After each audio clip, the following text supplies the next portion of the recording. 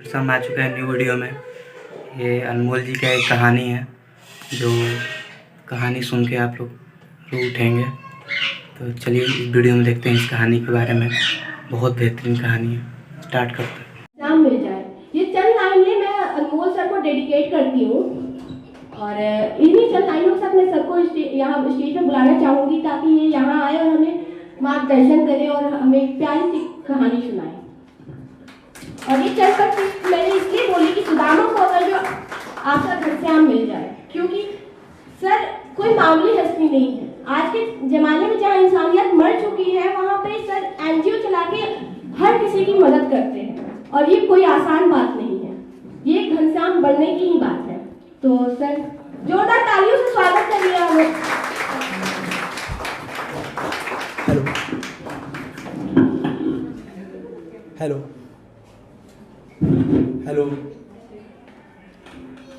आज बहुत खुशी का अवसर है कि आज सभी आपके समक्ष हमें आने का अवसर मिला है। यहाँ पे प्रतिभाएं तो बहुत सारी है और बहुत ही बेहतरीन है। वहाँ पे बैठ कर लग रहा है कि अपनों के बीच बैठे हैं। तो इसी तरह मैं चाहूँगा कि यहाँ बुलाया गया है तो कुछ शब्द कहा जाए। पहले तो मैं कहूँगा कि नींद में भी जाग लिया करता हूँ, नींद में भी जाग लिया करता हूँ जब बात मोहब्बत की होती है। हमें लगता है कि यहाँ पे सभी लोग मोहब्बत के नगमे लेकर आए हैं। आज सभी लोग यहाँ इस हॉल में बैठे तो मोहब्बत का ही जिक्र हो रहा है, लेकिन उस तरह की तालियाँ नहीं मिल रही है। हम जैसा दे रहे हैं रिटर्न नहीं मिलता है, क्योंकि उससे उत्साह कम होता है। अगर आपके लिए मनोरंजन के लिए कोई यहाँ आया है तो उनके लिए तालियाँ जोरदार बजनी चाहिए। और हमने ये शब्द इसलिए कहा कि रात में जब गर्लफ्रेंड बॉयफ्रेंड बात करते हैं तो कितने भी नींद में क्यों ना हो, वो पता नहीं चलता है सुबह कब हो गया। तो सोचिए यहाँ पे उससे ज़्यादा मोहब्बत की बातें हो रही है और सबकी अपनी अपनी कुछ ना कुछ यहाँ पे कहानियाँ लेकर आए हैं और वो भी सुबह का समय है। तो जब रात में जाग लिया करें तो फिर सुबह में क्यों हमने सोए हुए हैं। तो हमें थोड़ा ध्यान लेकर सुनना है। हमें आप सभी के सामने कहानी प्रस्तुत करेंगे, क्योंकि ज़्यादातर हम समाज सेवा जब करते हैं तो हम सिर्फ मदद के भाव से वहाँ नहीं जाते हैं। हमारा उद्देश्य होता है कि हम जिनकी मदद कर रहे हैं आखिर में वो क्यों परेशानियों में घिरे हुए हैं, आखिर में हमारी जरूरत उन्हें क्यों है, आखिर वो क्यों बिन छत को रहने को मजबूर है, उनके सिर पे छत क्यों नहीं है। हम जब भी जाते हैं कहीं तो इस पर हम चर्चा ज़्यादा करते हैं। और ज़्यादातर मेरा संबंध माँ से होता है, क्योंकि मैं जो भी हूँ माँ की वजह से हूँ। तो जब भी हमें रास्ते में चाहे कहीं भी जब माँ मिलती है तो उनसे मैं एक अपना संबंध बन जाता है, क्योंकि ज़रूरी नहीं है कि जो जन्म देती वही माँ होती है। हमारे संसार में जितने भी माँ हैं सभी हमारी माँ हैं, क्योंकि सभी से कुछ ना कुछ हमें सीखने को मिलता है। पहले एक छोटी सी शायरी हम बोलेंगे, उसके माँ के बारे में जो कहानी आप सबके लाए उसे हमें प्रस्तुत करेंगे। जब दुनिया खिलाफ होती है, जब दुनिया खिलाफ होती है तो वो मेरे साथ खड़ी होती है। जब दुनिया खिलाफ होती है तो वो मेरे साथ खड़ी होती है। अपने दुखों को छुपाकर मेरे हर शौक को पूरा करती है। धूप चाहे कितना भी तेज क्यों ना हो, धूप चाहे कितना भी तेज क्यों ना हो, उसकी आंचल हमेशा हमें छाव दिया करती है। पौधे एक फल देती है, पौधे एक फल देती है, हमें वो एक नई जिंदगी देती है। हमें उजाला मिले ये सोचकर, हमें उजाला मिले ये सोचकर कई बार वो अंधेरों में भी जिया करती है। उसे जो ना मिले, उसे जो ना मिले वो हमें मिले, उसके लिए हर हालातों से वो लड़ा करती है। ये और कोई नहीं, वो हमारी माँ होती है। कल में जो कहानी था कि माँ का बुढ़ापा बना बच्चे पे बोझ।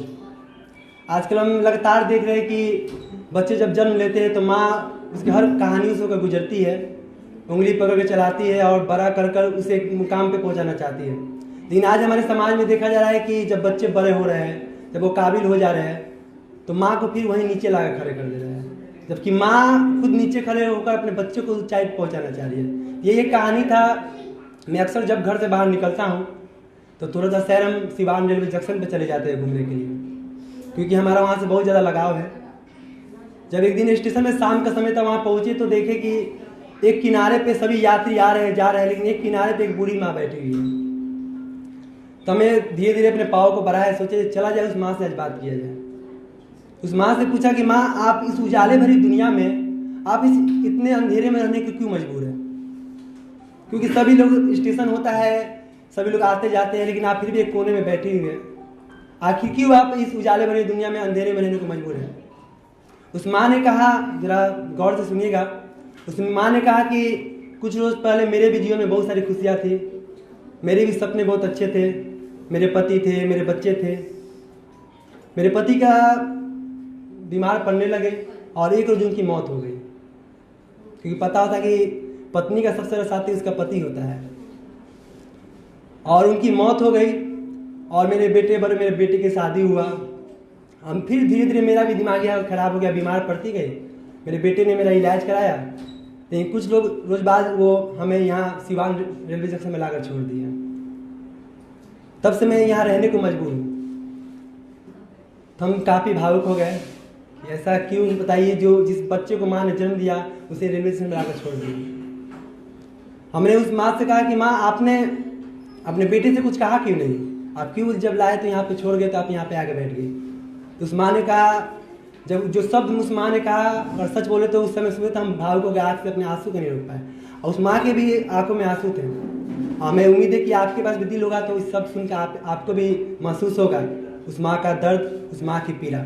उस माँ ने कहा कि बेटा, मैं एक माँ थी, और माँ कभी भी अपने बेटे की खुशी को छीना नहीं करती। और मेरे बेटे को खुशी थी हमें यहाँ छोड़ जाने की, तो जरा बताओ मैं अपने बेटे की खुशी कैसे छीन सकती थी।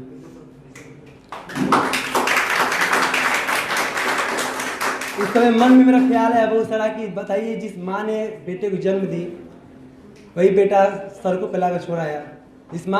जो माँ आधी रोटी खाकर बेटे को पूरी रोटी खिलाई, उस बेटे ने उस माँ को छोड़ाया। बेटे के सारे सपने पूरे हो उसके लिए अपने शौक को कितने बार दरकिनार किया होगा। अपने बेटे को ऊंचाई पे देखे, उसके लिए लगातार मेहनत की। अब बेटे जब ऊंचाई पे पहुंच गया तो माँ को उस ऊंचाई के मुकाबले सबसे नीचे लाकर खड़ा कर दिया। वैसे उस जगह पे जहाँ बारिश हो या तूफान हो चाहे आंधी हो, बिन छत के रहने को मजबूर है।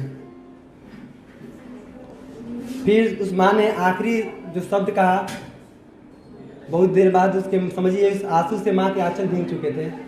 जैसे मानिए कि वो माँ कई दिनों से कुछ किसी से मिलने का इंतजार हो, अपनी बातों को कहने का बेसब्री से इंतजार हो।